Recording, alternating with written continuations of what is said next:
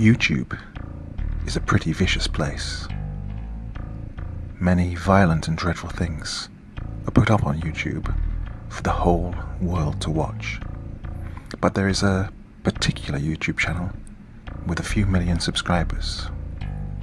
All of its videos are of people being hurt and beaten, and some are even eaten alive by predatory animals and cannibals. It's disgusting.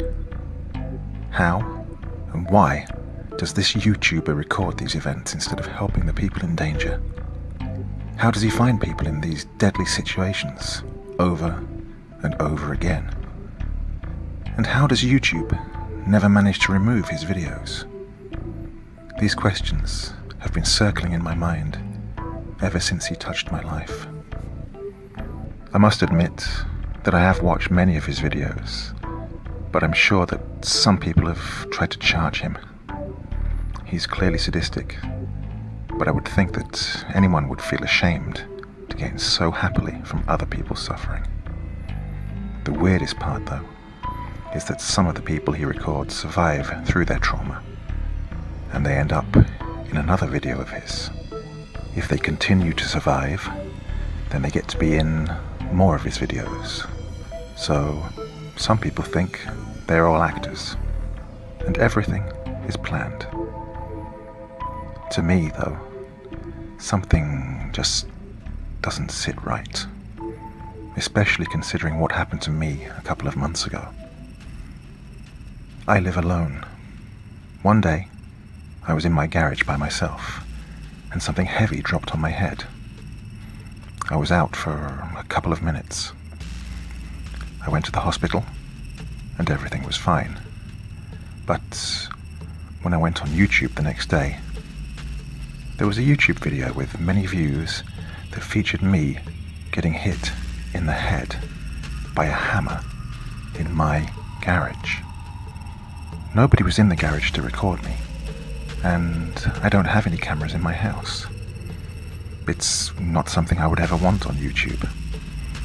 It was just that guy, though, the one who puts up these videos. How the hell did he find me? Eventually, I encountered more and more dangerous accidents, but I was always lucky enough to survive. With every situation, there's a new YouTube video of me in that same experience. And I just know it's the same guy recording me. I've never seen him in my life, only his gruesome videos. I've tried contacting him and telling him that no matter how he managed to record me, he would suffer consequences. On multiple occasions, I threatened to contact the police and take him to court. He never replied. But I decided to get in touch with another victim, Joel, whom this guy had recorded many times. In Joel's workplace, he became the company's laughingstock on account of all the ridiculous videos of him on YouTube. Joel told me that he doesn't know how this guy has managed to record him so many times, and that he is always sure he was alone during all his accidents. Joel has been dealing with this for about a year, and he told me that he had never been a clumsy person before all this happened. It's some sort of curse. When someone's chosen, their misfortunes become at the expense of this YouTuber forever. Then, one day, the worst happened. It was another video of Joel. He had gotten into a car accident involving smoke, broken glass, and explosions. It was so horrific that I can't go into detail. After that, I became afraid every day of what would happen to me.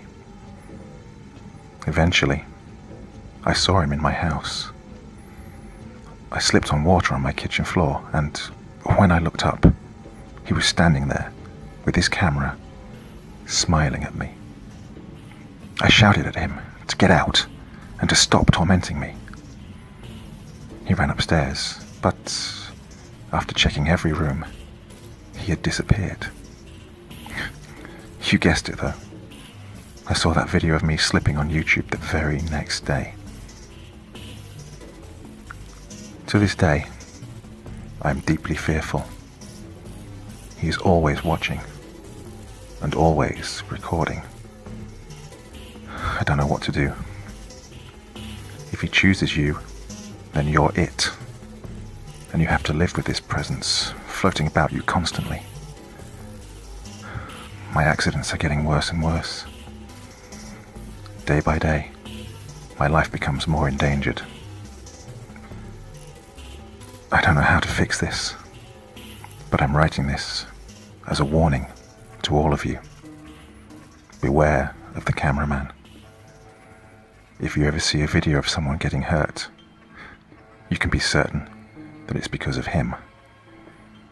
You just can't be certain that you won't be next.